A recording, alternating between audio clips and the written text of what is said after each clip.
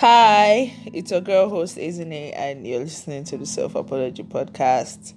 So today's topic is on self-esteem, and I have my friend here, Ibukun. Hi everyone, this is Ibukunoluwa, Imabong, Ajayi. And you can just rush your name like that. You don't tell us what you do, who you are, Oh my introduce god, yourself okay, so properly. I'm a model, a motivational speaker, a writer, and content developer. Yes. So like we already have a pattern. So before we start, I say a lot of souls. Can you help me replace that word so? I'm always I saying say a lot so. of, that's the truth. Then So, that means I don't have a problem then. no. Yeah, so in relation to or in connection English is trying to fail me, but in relation to the topic today, I'm reading from page 7 of the section for your body. Stand in front of a mirror, put on a show for you. It's been long enough. Put on a piece of smooth velvet. Soft feels tend into the skin. Did your eyes light up? Oh, it must be a good show if tears built up, rolling down, cleansing like rose water. Before I give Ibuku the grounds to actually share her own experience in terms of self-esteem, I'd have to explain like what's the word, my mood or my mindset when I was writing this. So for years, I had a very weird struggle with self-esteem. I always hated the fact that I was tall. I wish I was short. And like I didn't like my body. I don't know. I'm naturally like a big girl, but I just found it very hard to accept. So those things made me feel very bad. You get me? So writing this was me coming to terms, like just looking at myself and being like, see, you only have one life. I can't come out from this my body and try to fit into like someone else's body. I don't know, like, you Yeah, know. I understand. So, actually, I was diagnosed with sickle cell anemia, and growing up, I was very small. So I'm the firstborn, and I have a younger sister, and my younger sister is like twice my size plus extra. And when we're growing up, it was easier because you're just small, you're not growing anything yet, you're not developing boobs or ass or anything, so you're just tiny. And I used to be tiny, I was smaller than my mates. And then we started developing, enter secondary school. The boobs did not come, the ass did not come. But meanwhile, my sister was growing everything in all the right places. My classmates, check them out now, hottest chicks in school then. That's true. We're classmates in secondary school. And I was just like this skinny chick. And then to make matters worse, I developed leg ulcers in 2010. Now, leg ulcers are sores, and I had two, one on each side of my ankle on my right leg. So they're sores, they're wounds, and I couldn't wear shoes. So not only was I tiny, I couldn't wear shoes. I was a senior. This is when I should be flexing with skirt and top, and I was wearing flat shoe and sandals. In fact, why am I saying flat shoe? Sandals and slippers to school. So my juniors could not even respect me. I was not even tiny. So let me just say I had no self-esteem. Growing up like that was hard because you're coming home to a family where everybody is double-breasted and big ass and hips, and then you are going to school and your mates too are tormenting you, and then you're just one small person there, and you're just like, where do I fit in? I didn't feel like I belonged anywhere. I was just lost. I hated my body. Now, it seems bad, Abby. To make matters worse, I had my first surgery, and they had to take out skin from my lap on my right leg to cover up the wounds. I now had one mad ass scar, very big ass scar on my leg. So bye bye to short skirts, bye bye to short dresses. It was now like triple. It was so bad that I didn't love myself. I hated my body. I hated me, basically. My self-esteem was shit, like non-existent. And self-esteem has a way of creeping into other parts of your life, because not only do you not love yourself and respect yourself, you allow people to walk all over you. Exactly. And you have this low image of yourself that you start craving for things that are not even up to par with what you should accept. For example, especially in relationships, when I started dating, I used to date people who never really treated me right. But because in my head, I'm like, how are these people even liking me? How are they dating me? Can they look at, are they seeing me at all? Like, I have wounds. I have scars. I'm small. I don't have breast or ass. Like, what are they dating inside me? So, to me, I was not even enough for them.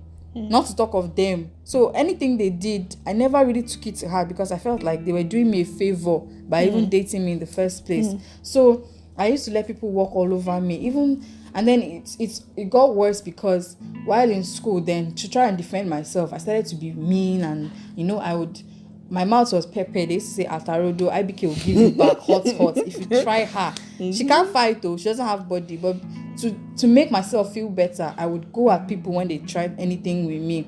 Even when they were just maybe maybe when they didn't mean it. But because I felt so tiny and I didn't want people to ride on me, I had that attitude, and I would let people walk all over me, especially when it came to love. So it was really, really terrible up until a few years ago, honestly. That was your breakthrough?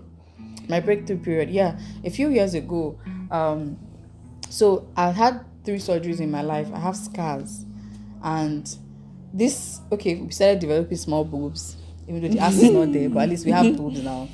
And I grew taller, and I grew like into my body. And then when I go out, people would say, oh, you look so nice, you should be modeling and everything. And I started to see myself through the eyes of other people in a way, because I felt like, what are these people seeing?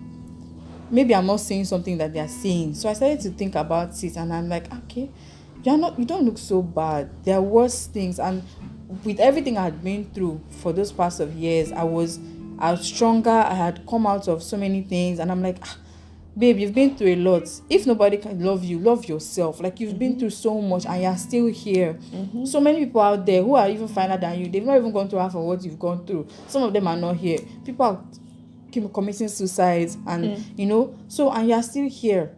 And I started to just love myself, and I realized, well, these scars, in fact, now people tell me, why don't you do surgery, take them off, or use injections, use this, use that. I'm like, those scars are a sign that I fought and I won a battle. So they are my battle scars. I wear them proudly anywhere. In fact, you could never catch me go out wearing shorts because I have a bandage on my leg. So I don't wear shorts. I always used to wear long dresses, long jumpsuits, long everything. But now, if I want to go to buy fuel or I want to buy something for my malam, I will wear my short knicker and walk outside. Anybody that sees my leg, they'll either say sorry. In fact, even gets me help, because when I get to the filling station or something, they see me, please let the auntie come and buy fuel, see her leg. So it even helps me. That's true. So I've learned to love myself and love my body. I have been through so much, and I'm still here. So whatever self-esteem issues you have, honestly, like Izine just said, life is one. YOLO. You only live once. You cannot come back to this life again. You need to find a way to love your body, love yourself. You need to give yourself respect, add tax. If not, people will not respect you, and it always shows. Exactly. You think that people don't notice, but they know. When you don't treat yourself right, they know, and they will ride you. It's like Yoruba people say, they say, "Onlani langbera ruge." It means like it's what you have that you carry up, and how people will carry with you. If you mess what you have up, people will mess it up with you. True.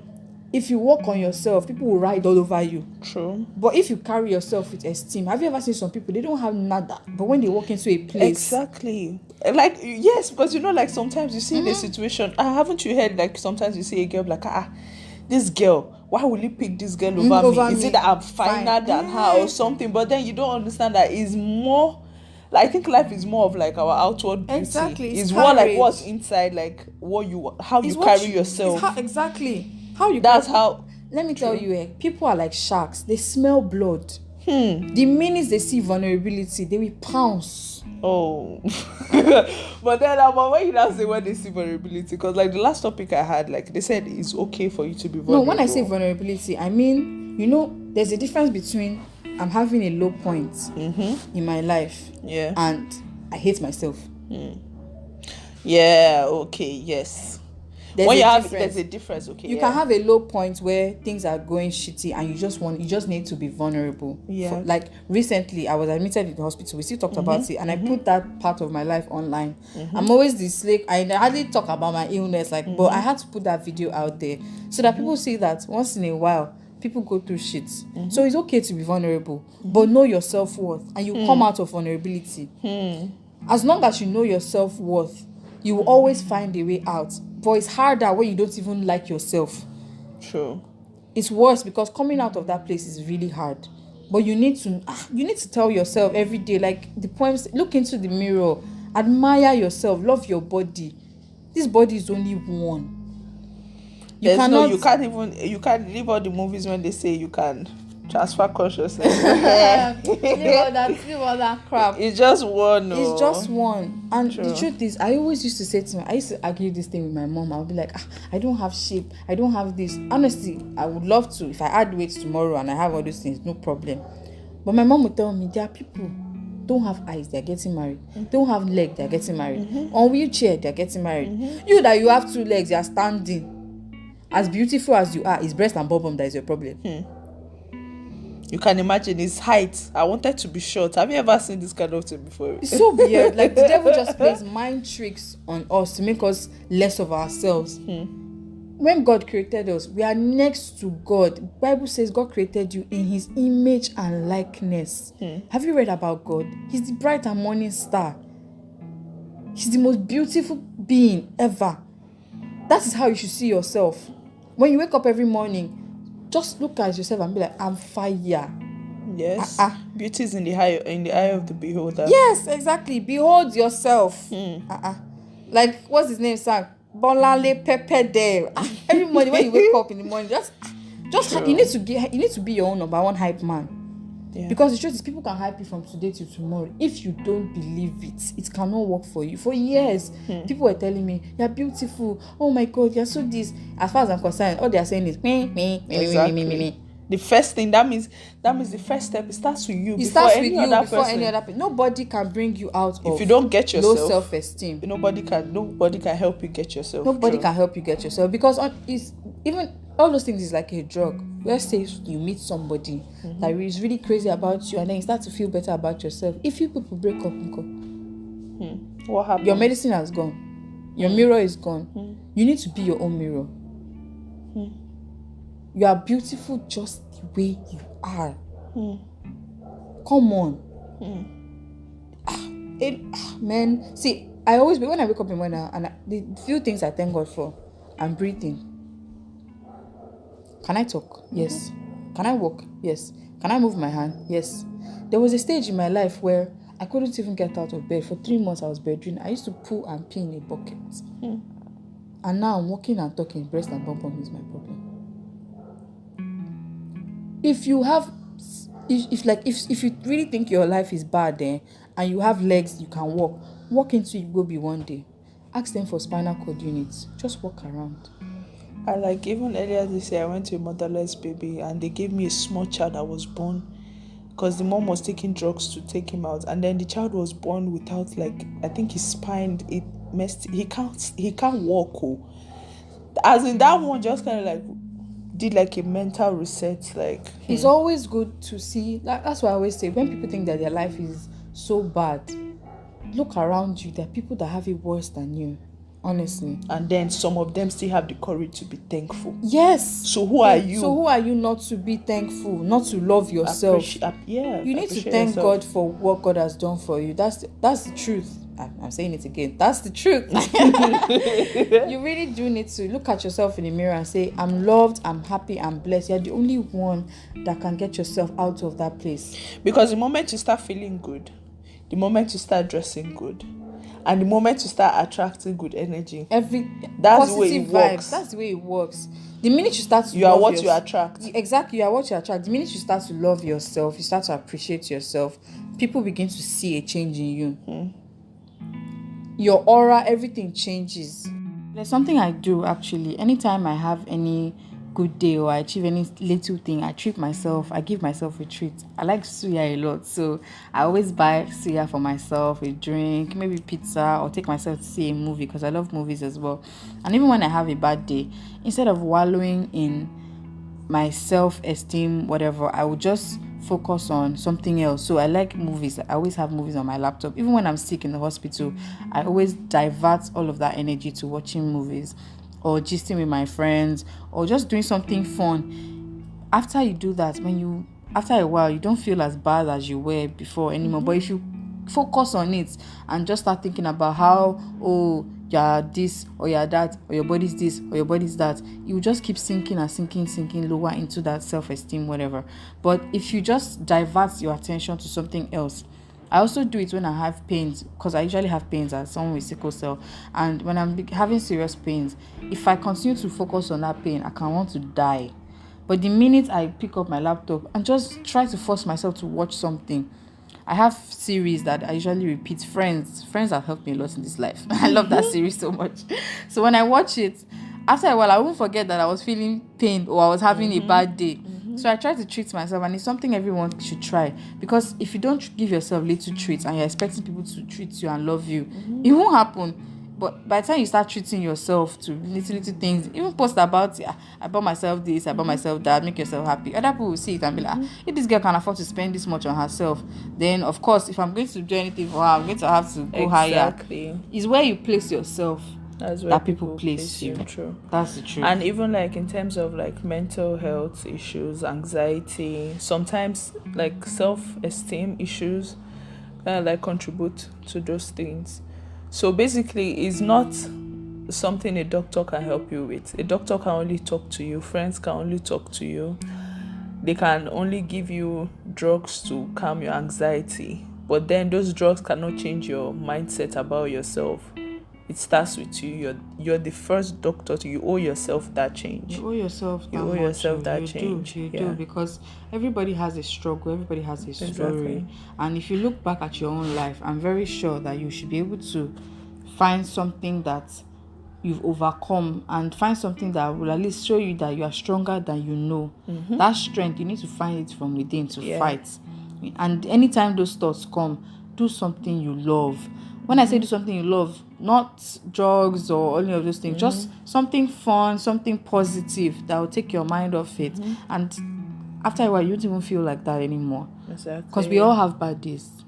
We all have bad days. And but the bad days happen so you can appreciate the good days. Exactly. Your head is there. So those days happen so that you can appreciate the good days, honestly. And just, you're your own doctor.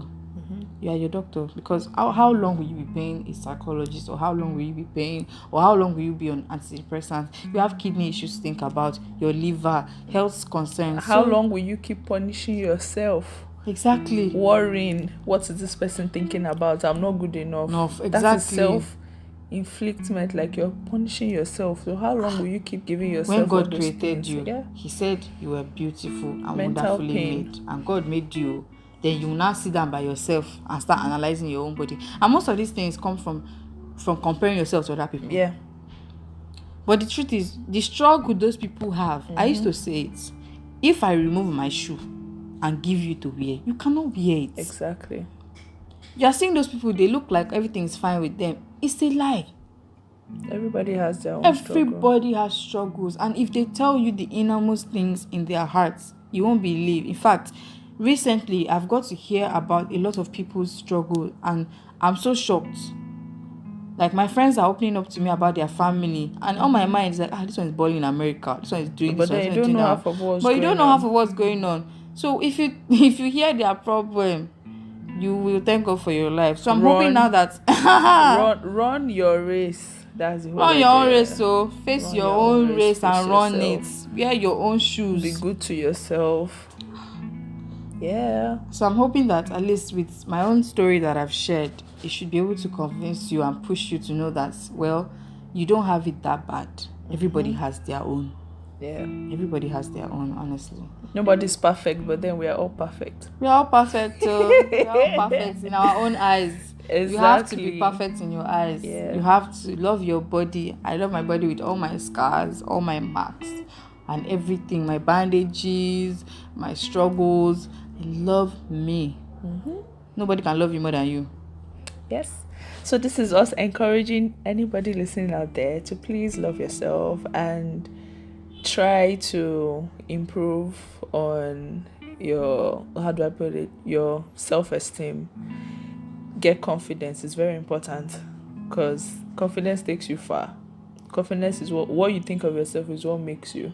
It's not what people think about you. That's why they always say like people's opinion don't exactly matter, because what you think of yourself is exactly what matters at the end of the day. And if you want to connect more with Bukun, I'm going to leave her social media handle on every post on the page, on the Instagram, so you can learn more. Yeah, she's a motivational speaker. If you have any brand, she can give you all those moves, the winking of the eyes. Yeah. I always tell her, I can't pull all those stuff too. But yes, that's the thing. Thank you so much for listening. Bye. Bye.